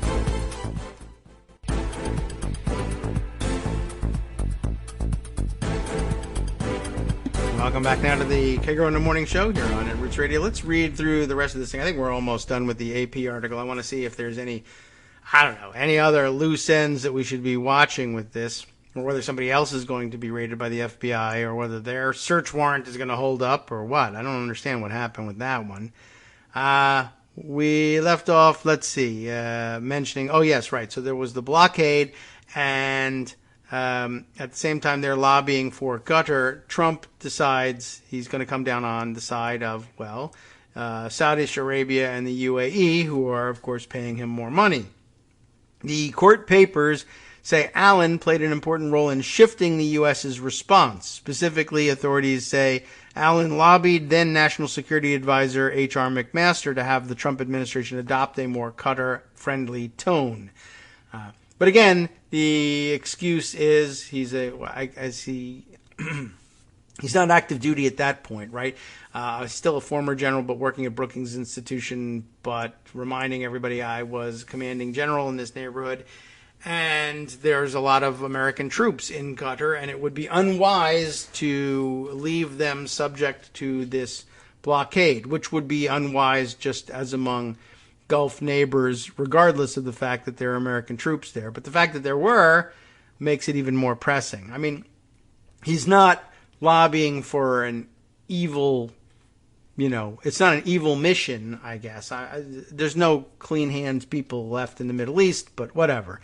It's not obviously corrupt, but of course, if you are doing that lobbying, I guess you should disclose it. I guess I could see how a former general there, now at the Brookings Institution, they raise it as a policy issue. Don't you think it would be wise for the United States to change their stance on this, given that there are American troops in danger? Yes, I do think so. So, would you tell the president that? Sure, why not? And is that lobbying on behalf of Qatar? I could see where you might think, no, it really isn't. It's lobbying on behalf of American troops. Anyway, the court papers say Allen played an important role in shifting the U.S.'s response by prevailing upon then National Security Advisor H.R. McMaster to change the tone of things. In an email Allen said the Qataris wanted the White House or State Department to issue a statement with language calling on all sides of the Gulf diplomatic crisis to act with restraint, which is, of course, well, that's the conclusion you could have and should have come to on your own. I guess the fact that there's instructions from Qataris is what puts you in the danger zone here. Like, you could come to this conclusion by yourself. Did you? Hard to say, but there's email from the Qataris saying, why don't you tell the president XYZ? And then you did that. That's the problematic part. Federal law enforcement officials say then Secretary of State Rex Tillerson, remember him, did just that 2 days later, issuing a statement that called on other Gulf countries to, quote, ease the blockade against Qatar and asked, again, quote, that there be no further escalation by the parties in the region. The Qatar embassy did not immediately respond to a request for comment. As part of the lobbying campaign, federal law enforcement authorities say Olson and Allen traveled to Qatar to meet with the country's ruling emir and other top officials. At the meeting, Allen provided advice on how to influence U.S. policy and said the Qataris should, quote, use the full spectrum of information operations, including black and white operations, the affidavit says. We should have read it, black and white operations. Black operations meaning typically covert and sometimes illegal. White, I suppose, meaning the opposite. But that's just racism built into the system. No, really. Anyway, Qatar has been accused of orchestrating hack and leak operations of its critics and rivals during the diplomatic crisis, including one targeting a UAE ambassador. Qatar has denied any wrongdoing. I recall hearing vaguely about that in some of the articles we read about surveillance regimes in the Middle East. Before they went to Doha, Allen wanted to, quote, have a chat with Olson and Zuberi about his compensation. That's the issue.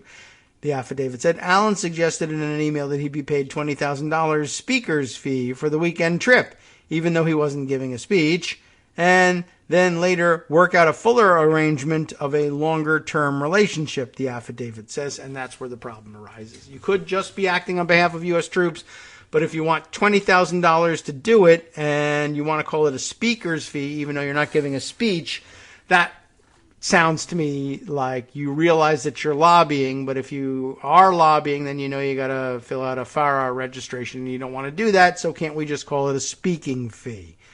Yeah, not so good. It kind of unravels there. Zuberi paid Allen's first-class airfare to Qatar, the affidavit said, but there's no indication the speaker's fee was paid. So, maybe not. Allen's spokesman said previously the general was never paid a fee. It's unclear why. Some of Zuberi's past business associates have accused him of not honoring his financial commitments. So he's a little Trumpy in that respect. Maybe that's it. It wasn't so much that he said, no, I can't do that because then you'll be guilty of violating the FARA statute. No, I just don't pay my bills. But he did cover his airfare. But who knows? He may have had points on Qatari Airlines. Although I will tell you this. If you need to go to Qatar, from what I've seen on the TV and movies and such, if you can get somebody to cover your airfare first class, it's like a once-in-a-lifetime experience flying. It's a long flight, but you get one of those little private, cabana-type situations in first class there, and the seat that folds down into a bed and all sorts of first-class service. They really kind of go overboard on that stuff. That's a worthy experience, and I could see somebody taking it in lieu of cash pretty easily, especially if they're not, otherwise going to get that opportunity. Well, anyway, Allen said, where were we? Oh, yes, right. Allen also had other financial incentives for helping the Qataris and mentioned maintaining strong ties to its top leaders, the FBI said. At the same time he was lobbying the U.S. government officials on behalf of Qatar, Allen pursued at least one multi-million-dollar business deal with the Qatari government on behalf of a company on whose board of directors he served. After returning from their trip to Qatar, Allen and Olson lobbied members of Congress, particularly those who supported a House resolution linking Qatar to terror financing, the FBI said. Among them was Representative Ted Lieu of California. who told law enforcement officials he didn't recall exactly what Allen said, but that his impression was that he was there to support the Qatari officials and their position. So, was he lobbying? I don't know exactly what he said about what he was doing, but my recollection is that he was there to talk about how great Qatar was and how we should be helping them out in this situation. The fact that he didn't get any specific payment for it, notwithstanding, though I'm sure that's not what he talked about with Ted Lieu. All right. So now we're up to date on that. Whether that develops into something of further interest, I do not know. But because I mentioned it earlier and there was an immediate follow-up, I thought I would add that. If you too were wondering, why didn't this general get charged? Although there was really nothing in the story that we read yesterday. I guess we just didn't get to the part about, well, why would it be fair to charge this general? Just because Richard Olson says so? Well, now we got the facts. And yeah, okay. Seems like a good call. By the way, speaking of things that I have to double back on and correct the record on, I think at the end of last week, maybe earlier, we were talking about the further plotting among the Trump circles, looking for a, I don't know, I guess you would call it legalistic type of justification for the coup operations of January 6th, particularly inside the joint session, and how they were going to try and either get Mike Pence to do their bidding or otherwise get Mike Pence to step aside so that Chuck Grassley could take the gavel and do the things that they wanted to do. And we were concerned about whether or not Grassley was being unfairly portrayed as stating that he believed that he would be presiding over the joint session as opposed to presiding over the Senate's part in the deliberation over what to do with the Electoral College certificates. And I think there was a compelling case made for the fact that Grassley was in fact talking about presiding over the Senate and not the joint session. But I think I also posited that I asked the question that it might not even be the case. Is it the case that if the vice president, as president of the Senate, doesn't show up or somehow refuses to take the gavel to preside over the joint session, that the job would automatically fall to the Senate president pro tem? Or would it, because it's in a joint session, why wouldn't it fall to the Speaker of the House to take the gavel as the highest next highest ranking member of the government? The Senate President pro tem makes sense in the first instance because that's the person who steps into the shoes of the Vice President of the Senate, or rather the President of the Senate. That would be the Vice President of the United States. But, like for instance, in terms of the line of succession to the presidency, if the president is unable to fulfill his duties, the vice president steps in. If the vice president is unable to fulfill those duties, likewise, then it goes to the Speaker of the House, after which it then goes to the Senate President pro tem. So maybe it makes some sense to say, well, all right, if the vice president isn't available to preside, why the Senate President pro tem? The argument in favor there being, well, in the Senate, sitting as the Senate, when the Senate can't find the vice president or the vice president declines to show up, the gavel goes to the Senate President pro tem, who can take it themselves or designate a successor or a stand-in from among the senators. I mean, that's where it makes sense. However, it's not entirely clear what happens if you're not in the Senate, but in the joint session. If the vice president can't be there, what do we do? Like ordinarily when there's a joint session, I believe it is, and it's not governed by the Electoral Count Act, and it's not a role prescribed by the Constitution to the vice president acting as president of the Senate, then the gavel would go to the Speaker of the House. It's the House gallery that they're in, or the House chamber that they're in. Surely the House Speaker of the House can declare, if they can get recognized to speak, declare the session ended and expel the Senate members from the chamber, etc. So why wouldn't the gavel go to, in this case, Nancy Pelosi if Mike Pence doesn't show up? And the answer is, I don't know why, but that's what they say they do. I looked it up. The Congressional Research Service always has these reports. This one from updated in November of 2016. Counting electoral votes, an overview of procedures at the joint session, including objections by members of Congress. They always have to have those things handy. And in this case, this particular version of the report was getting ready for the electoral vote count for Trump's election following the 2016 balloting in November. And let's see, is there an easy way to track down where this happens? I don't recall exactly where they described it. But at any rate, this report says that the practice has been that when the vice president is unavailable or makes himself unavailable, now we can say him or herself unavailable for the counting, that for whatever reason, yes, they say, I believe in one of the footnotes, that the gavel goes to the Senate President pro tem. Where the authority lies for that. Here we are. This is footnote 4 on page 3 of the report. Where's the language that is being footnoted? Here we are.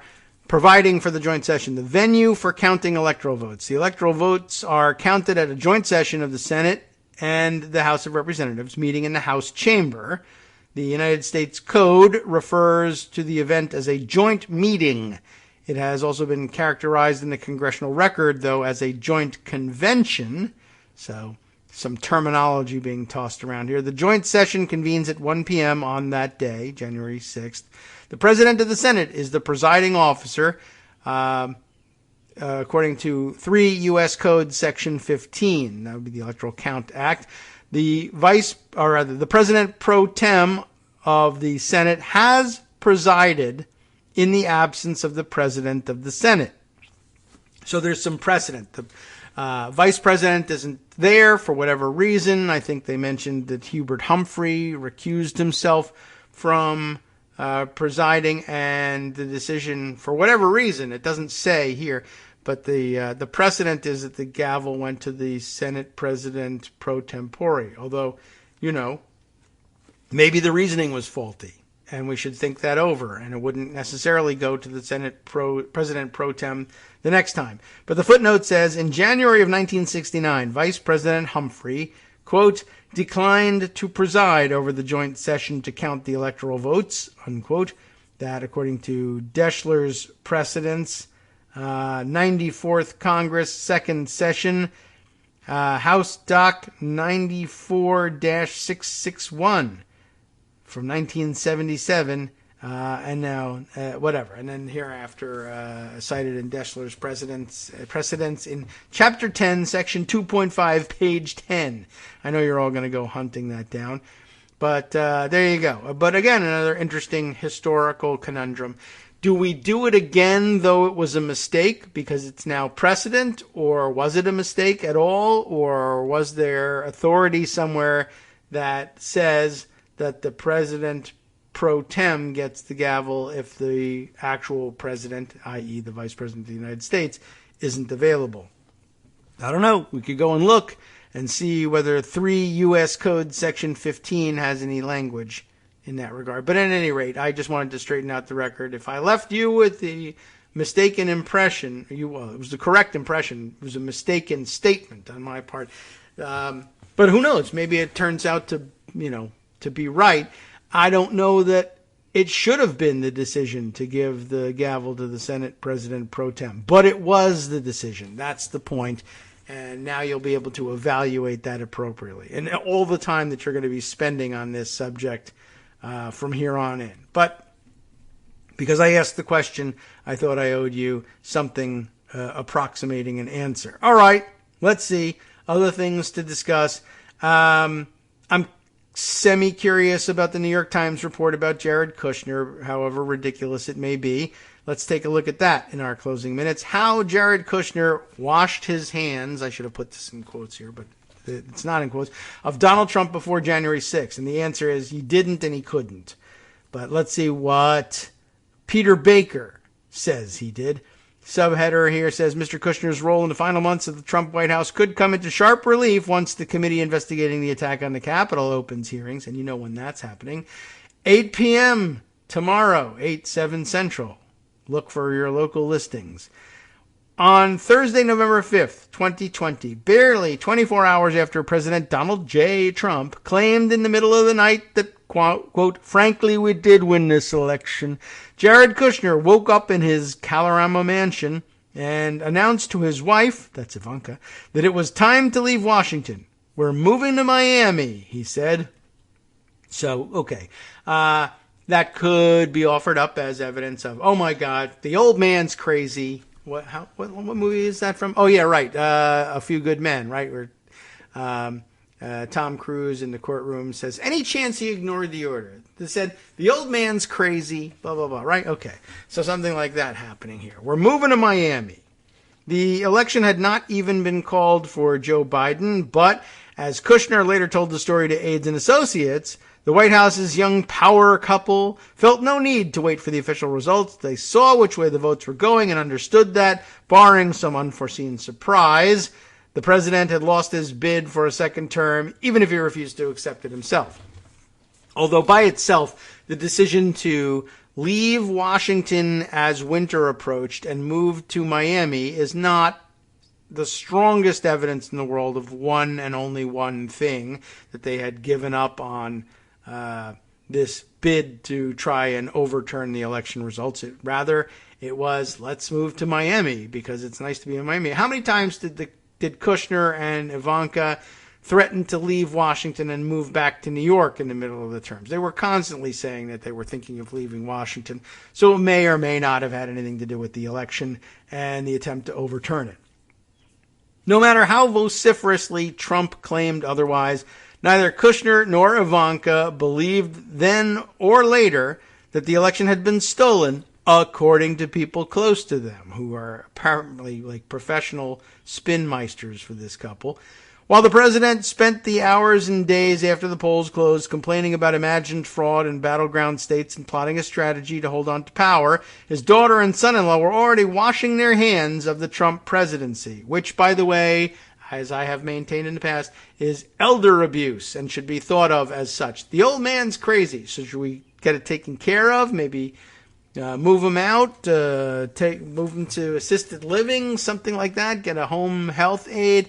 No, we'll move to Miami. Now, there are other siblings that could take care of the old man, but they're just as crazy as he is. It was really pretty irresponsible. If what they believed is, if what their friends are saying about them is really true, then they are acting in callous disregard, not only for Ivanka's dad's well-being, but there was a country at stake too. We could have used your help if you really believed in what you were saying. But once again, what their friends are saying, the best picture Ivanka's and Jared's friends can paint of them is that with callous disregard for the future of the country and the health of her father, they decided to wash their hands of the situation and run away to Miami, when instead they could have helped clean up and saved a lot of people a lot of heartache and maybe kept the country stable. But of course they weren't interested in that. And quite honestly, Jared's eye wasn't on moving to Miami either. It was on collecting this $2 billion in the Middle East before he was a worthless commodity. Anyway, where were we? Right. Their decision to move on opened a vacuum around the president that was filled by conspiracy theorists like Rudy Giuliani and Sidney Powell, who relayed to Trump farcically false stories of dead voters, stuffed ballot boxes, corrupted voting machines, and foreign plots. Why stop there? I mean, talk about the foreign plots. Use of Italian military satellites, the kidnapping of Gina Haspel, blah, blah, blah, blah, blah. Please mention those things. Anyway, concluding that the president would not listen even to family members urging him to accept the results, Kushner told Trump that he would not be involved if Giuliani were in charge, according to people he confided in, effectively ceding the field to those who would try to overturn the election. I guess here you can say maybe this is the only vindication for the types of Trump confidants who eventually turned against him. When they tell the news media, I thought the country was better off if I stayed on the inside. I didn't resign in the face of this insanity because I wanted to stay and try and keep a lid on things. And we say, oh, God, that's BS. You're supposed to just resign and run away. And now here's Kushner resigning and running away. I guess not really resigning, but running away. And then we say, hey, that was actually the worst possible thing for you to do. What do you know? Okay, that's a contradiction we might have to work out and settle a little bit. It might be different for family members than it is for anyone else. That might be the complicating factor here. And also, he didn't resign and turn away from power. A resignation is supposed to be the voluntary relinquishing of the power that comes with it, and say, I will live with the consequences of being a powerless nobody rather than hang around and be tarred by this scandal. But he didn't do that. He went immediately to the Middle East to cash in on that power at his last possible opportunity. Granted, he stayed away from the election situation, but he wasn't exactly surrendering his authority in order to absolve himself of any guilt. He didn't do the thing he was supposed to do. He didn't make the sacrifice you're supposed to make in order to get that pass. Kushner's decision to withdraw from the most consequential moment of the Trump presidency left few effective counterweights to the plotters seeking to subvert the will of the voters and hang on to power. But this is, again, just basically it comes down to it's another version of, the only mitigating force here, the only moderating voices that Donald Trump hears are Kushner and Ivanka. But they ran away, so what good was it having them around? And they ran away for money. I mean, we might as well add that too. Sure, they ran to Miami, but like I said, Jared, we know, spent the last couple of months of the Trump presidency trying to collect as much as he could from Middle East clients, not actually finish his work. I mean, he didn't even try to keep his head down and finish up with domestic work and say, I'm not going to be involved in the election. He was fully distracted by getting money from the Middle East. Anyway, I guess that's vaguely mentioned here as Middle East diplomacy, which it really wasn't. Anyway, while the president's son-in-law had arguably been the most influential advisor to the president through 4 years, weighing in at times and carefully cultivating his reputation, he chose at that pivotal moment to focus instead on his personal project. His personal project of Middle East diplomacy. No, his personal project of funding his venture capital fund in the Middle East is what was going on. He returned to the region to meet with figures who would also be helpful to him later, actually right then and there, in making money after leaving the White House. It was the final act in the myth that Mr. Kushner would be the moderating force on a president who resisted moderation. I'm glad they at least mentioned that, but that should have been line 1. The role Kushner played could come into sharp relief once the congressional committee investigating the January 6th attack on the Capitol opens public hearings this week. That would be nice. The committee interviewed Kushner, who otherwise has not spoken at length publicly about the events after the election, and plans to show video excerpts of his testimony along with Ivanka Trump's. Kushner's activities in his final months in the White House are now also coming under the scrutiny of another Democratic-run House committee investigating whether he used his position to secure that $2 billion investment in his private equity firm from a prominent Saudi Arabian wealth fund. Kushner said he has abided by all legal and ethical guidelines while in public service, but we already know that's false because he's already been called out, for 6 revisions on his ethics disclosure form. So that's another lie, just add it to the pile. This account of Mr. Kushner's post-election activities is based on interviews with a wide array of figures close to him and the former president in a forthcoming book by this reporter and Susan Glasser of the New Yorker magazine called The Divider. Trump in the White House, 2017 to 2021, to be published by Doubleday on September 20th. Just a little plug, I guess, right there in the text. Nearly all of those who spoke requested anonymity to discuss private conversations and meetings. Okay. So no surprise there. And we're not going to be able to make it through the entire profile. I just want to sort of introduce it to you and point out that once again, they say, all right, so this is the final straw. Even when they realize what's going on, they don't realize what's going on. This is the final straw in deflating, I guess, the myth that Ivanka and Jared are going to be the moderating forces for a president who resists moderation.